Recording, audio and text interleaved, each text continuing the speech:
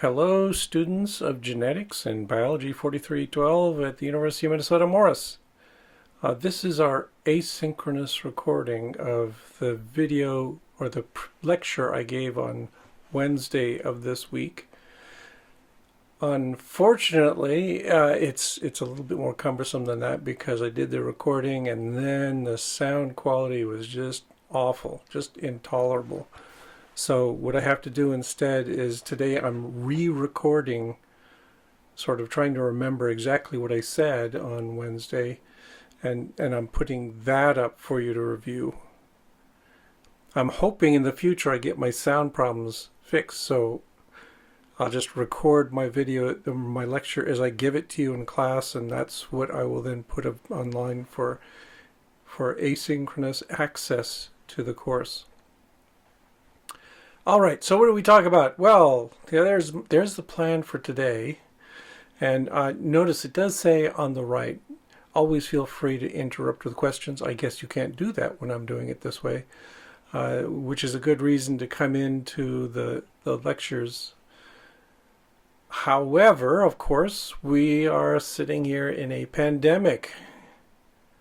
So it's also a bad idea to come in to the lecture hall. I was never very happy with the idea that we would go back to in-person teaching, although I much prefer teaching in person because I'd rather not have anybody get sick. So I've got a pandemic policy here. You can find it in the syllabus. You should read the syllabus. What is my pandemic policy? Well, it's that I'm going to be as flexible as is possible. So what that means for you is that, as I said, I'm going to be recording all of these lectures, at least the audio portion of them, and putting the keynote slides on the web so everything is accessible to you. So if you can't make it into class for some reason, and that includes being sick, yes, if you're sick, please don't come in, you'll still be able to access everything. Okay, also similarly, all of the homework is going to be done through Canvas, so it's all available online. And all of the exams in this course will be take-home exams. Yeah, so it would be entirely possible for you to never ever show up for lecture and still get all the material and still succeed in the course. But again, I do like having you here so we can get some back and forth and so you can ask me questions as we go. Okay, so that's the thrust of my pandemic policies. We are going to be so darn flexible. We will make all kinds of accommodations for you this semester. All right, moving on to the textbook. The textbook is by Klug. It's Concepts of Genetics. It is available in the bookstore, obviously. However, the latest edition, I think, is the 12th. I don't even have the 12th edition yet. So I've got the 11th. But I've also got the 5th, 6th, 7th, 8th, 9th, and 10th editions of this textbook. Yeah, when I get a textbook, I don't let it go. And what I can tell you is nothing of significance to this course has changed in any of those editions. So yeah, if you haven't already gotten a copy, go online and look for a used copy. Somebody in the class mentioned on Wednesday that they had found a PDF of the whole textbook. That's fine. Yeah, the textbook publishers are going to hate me, but I'm just going to tell you, do whatever you can to get a copy of the text. I'm not picky about the edition. Save yourself some money. The university costs you guys enough as it is. Okay, next on my agenda there's attendance. I am not going to be taking roll ever. I don't care. Like I said, you can do all this entire course online if you want.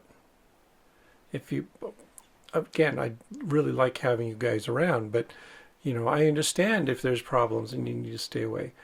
So if you're sick, stay away.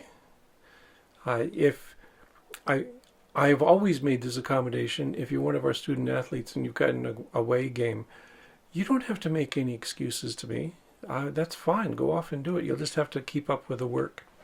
That's all I care about. So don't worry about attendance. Isn't that a relief? Also keep in mind, since we are in the middle of a pandemic, it's entirely possible that I'll be the one who gets sick. And if that happens, I will do as best as I can to go to Zoom and carry on with the course that way. I'm not real keen on Zoom right now. I am burned out on Zoom. I don't know if you are. That's why I'm doing it in person plus asynchronous videos. But yeah, if I have to, I'll go back to Zoom. Okay, the exams. What are the exams? We got a grand total of 4 midterms and a final exam. Each one is worth 100 points. And what I will do is I will drop your lowest score. Okay. So if you just can't get one of the exams done, if you're really, really sick, for instance, don't panic. That will be the one you drop. If I give you an exam and I'm really, really mean and it's a really hard exam and you don't do well on it, don't panic. You'll just drop that one. Let's just hope I don't get really mean on every single exam. Also, there's a big benefit here is if you are taking the exams regularly and you're doing reasonably well on them and you get to the end of the semester, you can just blow off the final. That'll be the one you drop. So it should make life easier for you. There will also be various problem sets that you'll get. I'm going to try and get one to you every week on Canvas. Those aren't worth a lot of points, but they kind of add up. So there'll be a grand total of about 700 points for all the various bits and pieces of work in this course at the end of the term. So again, that also means, if you miss one of the homework assignments, which is worth 10 points, don't panic. Really, we'll get you through this. The other thing I should mention, I'll mention it more because I want to mention the other thing, which is the lab. All of you have attended the first lab where I went over this stuff, so I don't need to go into detail here. We do have to have an in-person lab. There's just no other way of doing it. We're going to be working exclusively on fruit flies. We are going to be doing all of our work in groups, and part of the idea there is if a member of your group does get sick, gets quarantined or something, the others can carry on and shoulder the burden for them, and they'll make up for it obviously when they get back in. So anyway, we can keep the experiments going. One of the unusual properties of the genetics lab is we're working entirely with flies, and you will be on fly time. The flies are going to reproduce whether you are ready or not. So there will be lots of occasions where you have to come in at odd hours to check on the flies and count flies and isolate virgins and fun things like that. Well, we'll talk about that in lab. Okay, as for grading, it's the usual university grading scale, and it's also on the syllabus. So yeah, it's like 92.5% and above is an A, 90 to 92.5 is the A minus. B's are in the 80s, C's are 65 to 70, and D's are below that. And if you get less than 50%, you fail the course. Let's not do that. Let's everyone get good enough to pass the course. One peculiarity of the way I grade things is people always ask me, do I curve? No, I don't curve. I just normalize. So what that means is if, for instance, I give a particularly hard exam and everyone struggles with it, and you get, and the highest score in the class is, say, 75%, then 75% becomes a new 100%. I scale everybody's exam scores to that highest score in the class, which suggests a really neat trick you guys could pull if you all got together and conspired, and everyone blew off every single exam and just got zeros in all 5 exams, that would be the new 100%, and you'd all get A's. Just throwing that out there, that's an idea. It would be easier for me to grade, for one thing.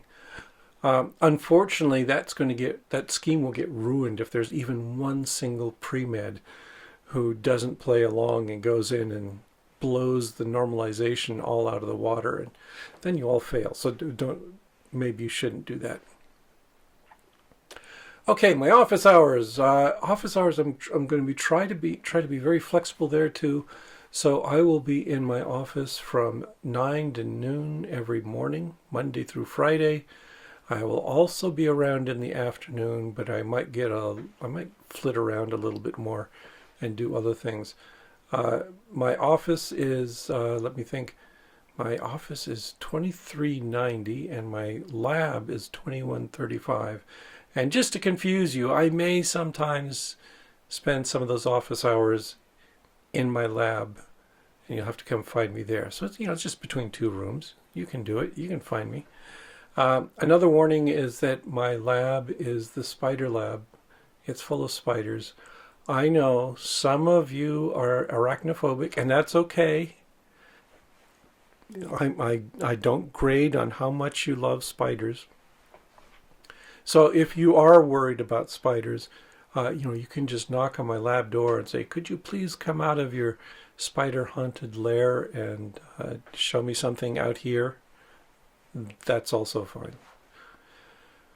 Okay. So I think that takes care of the administrative stuff. Yes, when you're in class, I would have a section here where I'd say, okay, are there any questions? And you would ask me questions, but it doesn't work asynchronously. So I guess you could leave comments in the video and I could get to them later. Or go to Canvas and you can send me questions there. Or you all know my email. You can also send it to my email address. I will try to answer any email questions as promptly as possible. All right. So today, let's get into a little bit of the meat of genetics. What I want to do today is give you a very brief historical introduction to genetics, or the science of inheritance, or breeding, whatever, that for a long time people have been doing genetics. Yeah, this is not something recent. It's not like this is something they just figured out with Gregor Mendel. No, the genetics as a practical applied science has been in operation for thousands of years. Yeah, this is not something novel. Okay, so here's an example. I like this example. Everyone likes dogs. Some of you have puppy dogs out there, right? Dogs have been domesticated for 12 to 15,000 years. So 12 or 15,000 years ago we had wolves, and today we have all these different breeds of dogs, the product of selective breeding. Now, how did this happen? Did our caveman ancestors consciously go out and tame pet wolves? Probably not. If you saw a wolf here in the Minnesota woods, you probably wouldn't be too eager to get close to it and pet it and take care of it. No, that's probably not how it happened. The way we think wolves were domesticated was that they did it to themselves. So we have these humans, and they're living in small villages. They are hunting. They may be doing some farming. They may even be doing some herding. And what they do is they produce garbage. You may have noticed humans are pretty good at producing lots of garbage. And they throw out their scraps. They throw them into a midden heap just outside the village, because you don't want having them in the village. That's kind of stinky. So there's these bones and bits of rotting flesh and old hides and things like this in a heap outside of the village. And wolves would have come along and seen that as, oh, okay, this is a good desperate snack. It's the middle of winter. It's been hard to find good food. Here's something that will tide us over, so we'll go chew on some bones over in this midden heap. Yeah, so the wolves are doing it. They're the ones approaching this territory and checking it out. And what that meant is that then there was selection for populations of wolves that were more willing to get close to human habitations, okay? That weren't so skittish and also not so aggressive that they couldn't approach a village and stealthily sneak away with some snacks from the midden heap. Yeah, so we're going to see selection for less aggressive wolves because that allows them to blend in a little more easily, that they can make a nice mutual relationship that way. And there's going to be selection against really aggressive wolves because a wolf who comes along and tries to take food in a ferocious way from the tribe is going to get hunted down and killed. So that's what we think was happening, is there's just this gradual acclimatization of wolves and people to live together. It wasn't a clan of the cave bear sort of story where someone finds a pup and raises it. No, it's going to take time to gradually drift into these patterns of behavior. And then once the wolf gets comfortable, then you can start bringing them into the village and you can raise them. And then you can start having clever ideas like, hey, maybe this domesticated wolf can help me out with hunting. Or maybe you can help me corral the sheep that I'm raising. Lots of things could be going on there.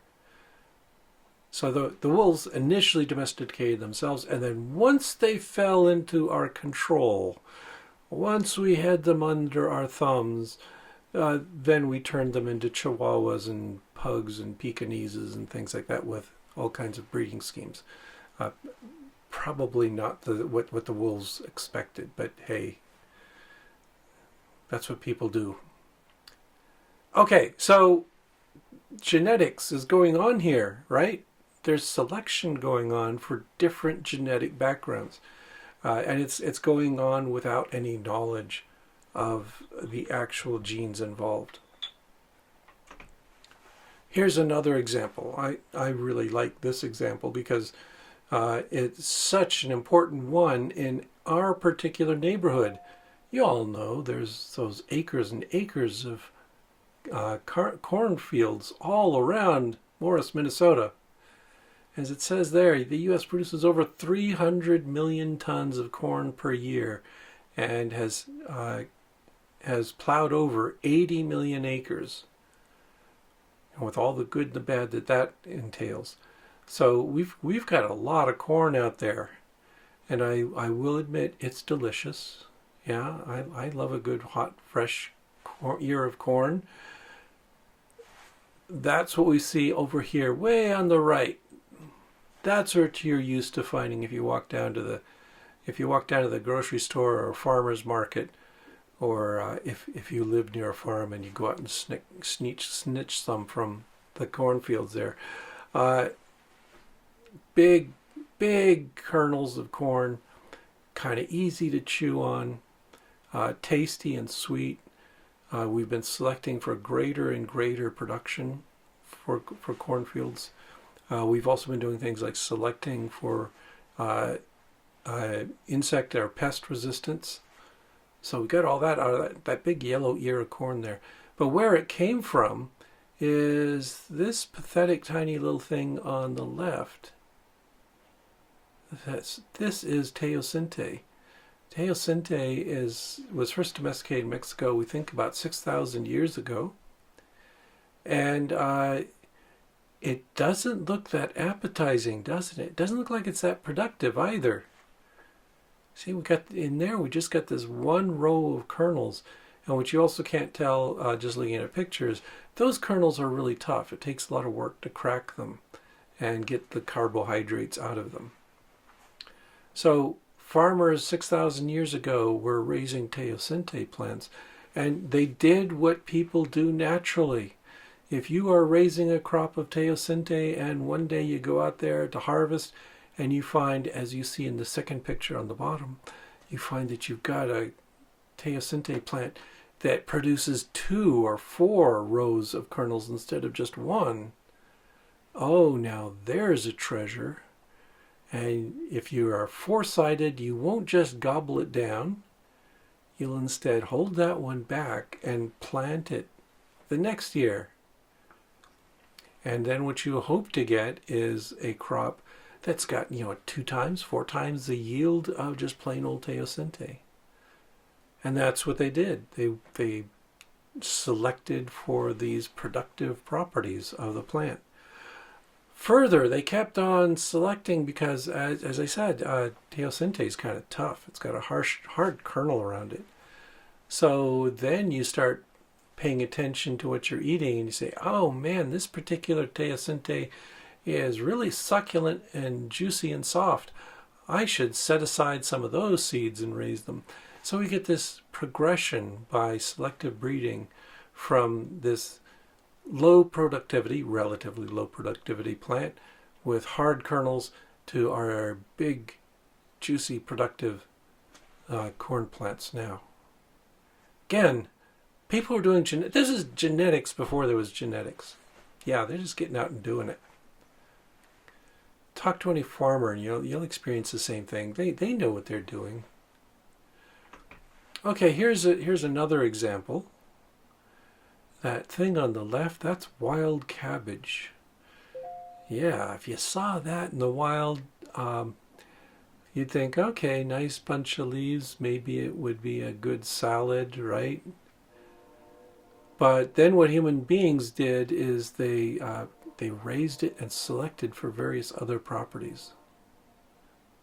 So what you see in this central diagram, okay, there's wild cabbage right there in the middle. And what people have done is they have selected for different properties in different lines of the cabbage plant, brassica. Okay, if you select for the terminal buds, those terminal buds are up there. If you select for plants that have bigger and bigger and more robust terminal buds, you end up with head cabbage. If you select for the lateral buds, you end up with broccoli. Or no, Brussels sprouts, excuse me, Brussels sprouts come out of that. If you select for the stems and immature flowers, you get broccoli and cauliflower. If you select for tasty leaves, you get kohlrabi and kale. And you can also select for turnips by selecting for enlarged roots, an embryonic stem here, the hypocotyl. And then you get turnips and rutabagas. So again, people have been doing this since 2500 BC, at least. Just taking this one plant and selecting for different properties. We have writings from ancient Greeks who describe 3 different kinds of cabbage that are grown in their country. So for a long time, people have been selecting for different properties, looking for different features that make for good things. The secret of all this is just simply selective breeding and hybridization. Okay, you can see selective breeding. Selective breeding is easy to understand. Like I said, you got Teosinte, you get a larger kernel in one generation, and you set that aside and you raise it in the next generation. So you keep selecting for larger and larger kernels, or softer kernels, or sweeter kernels, whatever you're trying to get. So that's one way to do this. This is kind of a directional approach. Another way is that you've got these related plants. So, like that previous slide, all those brassica plants, what you can do is you've got, in parallel, different groups are selecting for different properties. And you look at them and you say, okay, that one over there that my friend George is raising is really cold resistant. It does well in cold temperatures. And this one over here that my buddy Judith has been raising. It's really sweet. It tastes really good. Okay. And then what you say is, hey, I would like to have one of these plants that is both sweet tasting and cold resistant. How are you going to get that? Well, obviously you breed those two breeds together. You make a hybrid. And you ask, does it exhibit the properties I want? So this is a lot of what was going on in the years before Mendel. Is they were just doing selective breeding and hybridization. Farmers were comfortable with this. Scientists were comfortable with this. Everyone could do this. You can do this. Farmers all around this area are doing it right now. It's no big deal. You don't need to be a super genius who understands chromosomes to do this. In fact, when we get to Mendel, you'll discover that his paper, his seminal paper on Mendelian genetics, was simply titled something about plant hybridization, because that's what he was doing. Okay, so we can get a lot of progress doing this. We could just stop the class right now, and instead I'll tell you, okay, you guys go raise plants, go raise animals, domesticate things, and you could do that without any further knowledge. However, what this class is about is going to get a little bit more esoteric. We're going to get a little bit more specific. We are going to instead ask, okay, how does this work? How do things get passed down from one generation to another? How can you take a plant that has large kernels, for instance? Where and how is the secret of making larger kernels encoded in the plant? What's going on there? So we want to figure that out as well. We want to figure out the process and the mechanism behind these things that we are doing in our farms and fields all the time. Well, people thought about it for a long time, and there were a lot of false starts, and there were a lot of misconceptions, but there were a lot of people who were trying to figure out how the heck does inheritance work. And for example, one of them is this guy, Aristotle. You've all heard of him, I know. So here he is. He's got to figure out something. He's trying to puzzle out the mysteries of reproduction. And there's a couple of things that everybody knew. Look, these were smart people. 2,500 years ago, they were smart people. 5,000 years ago, they were smart people. They could figure things out. And they knew, for instance, that men secrete this fluid during sex that combines with fluids in the mother-to-be. So maybe there's something going on there. There's some combination of substances that produces a baby. They also knew, in general, that both father and mother contributed to their offspring. Sometimes this rankled if you come from an extremely patriarchal society, as Aristotle did. But you still couldn't avoid the fact that sometimes a baby is born with his mother's eyes or her father's nose. It's kind of clear that there's some transmission of characteristics somehow from both sides of the family. Okay, so Aristotle's idea was, that the secret agent, the ingredient that produces babies, is semen. Hey, that kind of makes sense. That semen carries information somehow that he didn't understand about the shape of the father. Okay? He also had this idea, that something has got to be in there that precisely specifies what kind of organism this is. And he thought that the semen carried the master plan for making a human being. All that general stuff, like, one head, 2 eyes, 2 arms, 2 legs. That's all carried by the father's semen. The mother, the supposedly equivalent fluid, was the menses. So the idea was, and we also knew, hey, menses, there tends to be more menstrual fluid than semen. So one of his ideas was that, well, okay, the menses provide the structure, the framework. It is the clay which is molded by the information in the semen to make the child. Okay, but obviously mothers contribute to their offspring as well. So he had another sort of subtle idea, and that is that the key thing was temperature, heat and cold. I should be more general in that it's more than just heat. It's things like heat is associated with aggression, assertiveness, individualism, all that kind of good stuff. And cold was with what he considered feminine characteristics of passivity and being subsidiary to the male, all this kind of thing. And he thought those properties were inherent in males and females. And you can all disagree with that, right? I would join you in that I don't think that's true. So what he thought was going on is that when you get more heat than you do cold, you will make a boy. And if you've got more cold than you do heat, you will make a girl. So it's just a matter of balance of forces to produce the different kinds of people that are out there. Okay, does this sound like a good idea to you? I mean, it's a start.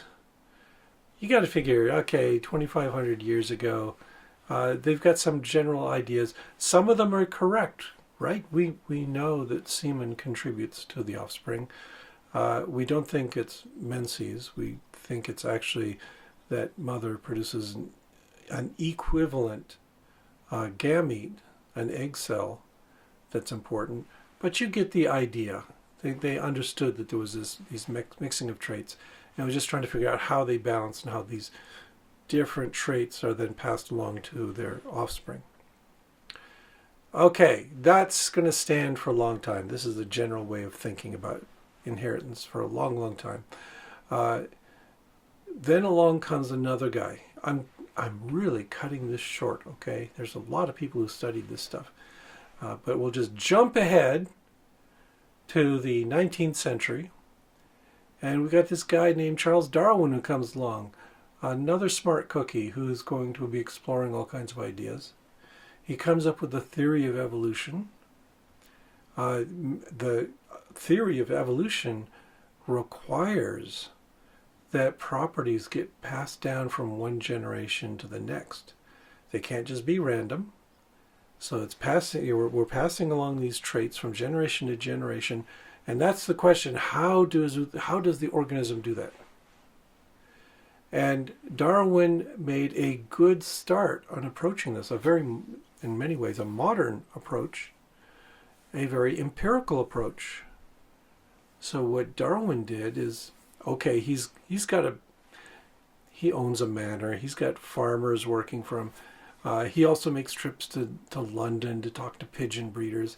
He's talking to all these people, and this is really a good idea, is get a lot of different opinions. And so he collected lots of different ideas. So in class, what I asked everyone to do is to think about these observations. That, for instance, Darwin says he was told that a rabbit producing a litter, a young animal having only 1 year, and from this animal a breed was formed which steadily produced one-eared rabbits. Cow losing its horn and then producing calves that were hornless on the same side. So that's some weird stuff there. But also he was perceptive enough to notice some things, like that color blindness shows itself much oftener in males than females, but it's able to be transmitted through women. How does that work?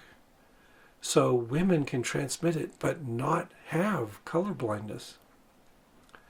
That's a complication. That's kind of interesting.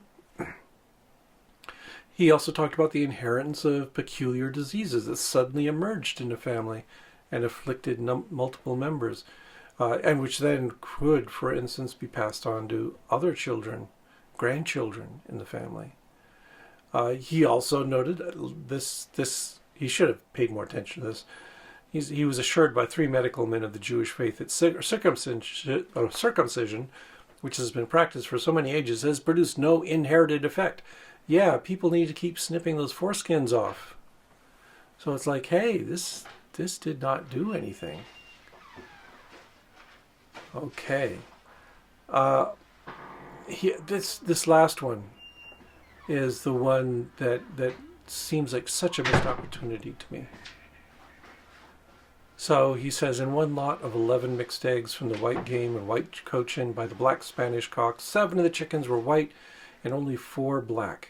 I mention this to show that the whiteness of plumage is strongly inherited, and I know you guys have all had enough genetics to leap to something right here. You'd say, oh, is that dominant and recessive? Is white dominant to dominant?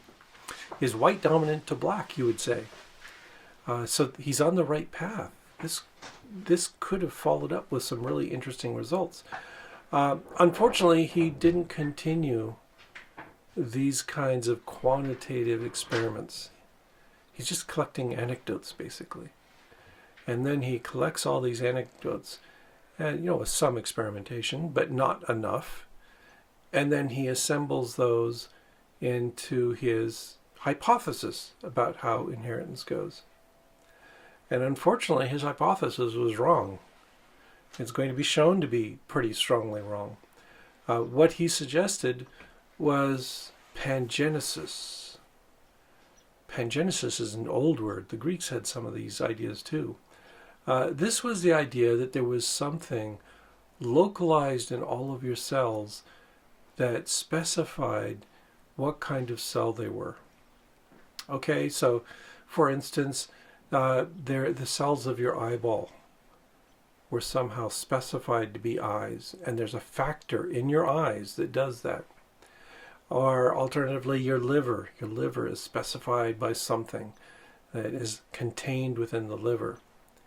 And he named those things gemmules. He never saw gemmules. Nobody ever saw gemmules. Gemmules were an entirely hypothetical entity.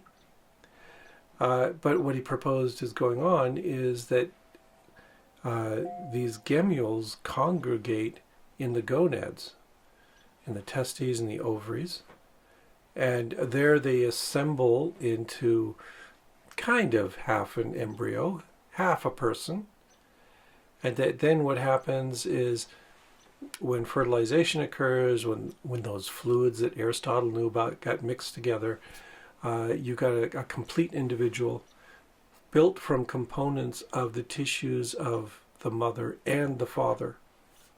And that developed into an adult, and then the process continued.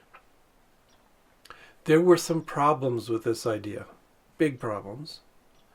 One big problem is that this proposes that you can have acquired inheritance. And that sort of fit with some of those anecdotes that he collected, right? So why did the rabbit only have 1 ear? Because when it lost one, it lost the gemmules for its left ear, for instance. So it couldn't pass those on to its offspring, so its offspring would also lack them. You could also imagine a blacksmith. You could observe blacksmiths and you discover, hey, their children tend to be muscular. One explanation is they inherited big muscular gemmules from dad.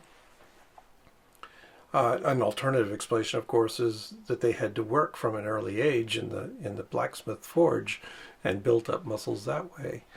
But he's saying, okay, we could have examples of acquired inheritance, acquired characteristics that you could modify yourself during your life, and those could then be transmitted to your children.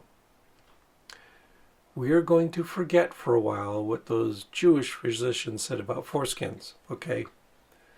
Yeah, we just have to pretend that's an outlier. That's a piece of data we're just going to ignore for this. Another feature of this model is that it proposed a kind of blending inheritance. That is, that the children were a balance of maternal and paternal factors. So they all just kind of, you just kind of bring those all together and you get kind of a Gamish average of the properties of the two individuals, which again does not explain anything about how you get male and female children, for instance. It doesn't explain the variability in the appearance of traits in the offspring. But this was Charles Darwin's first stab. It's called Pangenesis. It's going to linger around for a good long while. Curiously, at about the same time that Darwin published his theory of evolution, and a little earlier than his theory of pangenesis, there was this other guy working in Czechoslovakia by the name of Gregor Mendel, who we will get to later, who came up with his own alternative explanation that proved to be much more fruitful.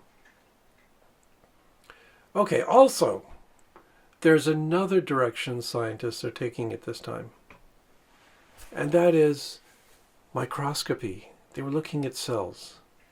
So in the late 19th century, we basically reached the pinnacle of physical optics. Physicists knew how to build really good lenses. They could reach the limits, the entire limits of resolution with lenses at that time. There's still many years of work to go in the 20th century and methods of contrast generation and so forth, but it meant that they had really good microscopes. They could see things sharply and clearly. They also had a large battery of stains. So you had stains that would selectively darken material in the cell. And so here, for example, is a guy named Walter Fleming, who was a great microscopist. He was staining all these cells and looking at the cells, and look what he sees. There are these little lines and squiggles in there that when you look at a cell at rest, you don't see them. You see just kind of this granular appearance to the nucleus.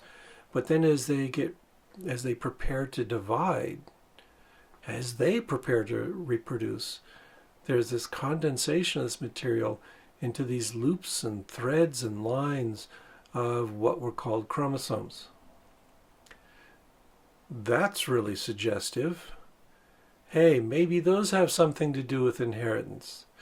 They also notice, as you see on the right, they go through this exquisite dance to precisely separate out the pools of chromosomes so the daughters get equal numbers of chromosomes. That's really suggestive. It suggests that there's a mechanism that is maintaining the arrangement of chromosomes in the cell and spreading them out into the progeny. So that's exciting. He didn't see any gemmules, though. Fleming saw lots of examples of chromosomes and drew these lovely illustrations of what they look like. Those seem to be a more likely candidate for the mechanism of inheritance. All right, and then in about 1900, people rediscovered Mendel's work. I know, I haven't talked about Mendel yet. I'll get to it not next week, but the week after. But yeah, Mendel's rediscovered. You've all heard about Mendel. I think you've all had an introduction to him at least. So they rediscovered Mendel's work, and these were people who had been looking at chromosomes. And just to jump ahead, you may recall that Mendel proposed that there were two unit factors, pairs of unit factors in every cell. And these people noticed, hey, there's pairs of chromosomes in the cell. Walter Sutton in particular. Walter Sutton was a Kansas farm boy. He starts off as a farm boy and working on his farm in Kansas, and his animal of study in graduate school was the local grasshoppers that were jumping around there. You know, those big mottled grasshoppers that we find around here too. So he's looking at their chromosomes, and he comes to this conclusion because, hey, there's pairs of chromosomes There's lots of chromosomes in these organisms. Maybe the factors that Mendel is discussing are all encoded in chromosomes. Okay, Theodore Boveri also jumped into this and made observations that support it. And in a little bit, we will also be talking about this guy, Thomas Hunt Morgan, who pushed it even further and mapped chromosomes, mapped genes on chromosomes, and figured out that there are discrete units along the length of chromosomes, which we're going to call genes, that correlate with Mendel's factors. Okay, so here's what we're going to do. Next week, we're going to talk about chromosomes. We're going to talk about histology. We're going to talk about mitosis and meiosis, because that's part of the background that led to the acceptance of Mendel's theories. So what I want you to do is, for next week, read chapter 2 of the textbook. And when we meet again in class, which just to remind you, the classroom has moved, we will be meeting in room 3610 in the science building. You're going to get to hear all about chromosomes and nothing but chromosomes for a while. And then I'm planning the week after that, we get into Mendel's rules of inheritance. Okay, there, I have just recreated the lecture, I hope. I'm going to let you guys watch this. As I mentioned in class as well, take notes. I hope you don't think you can just crash through all of these videos the night before the exam and master this stuff. It's better if you take notes as you go and then build up your understanding of the topic. Okay, see you next week.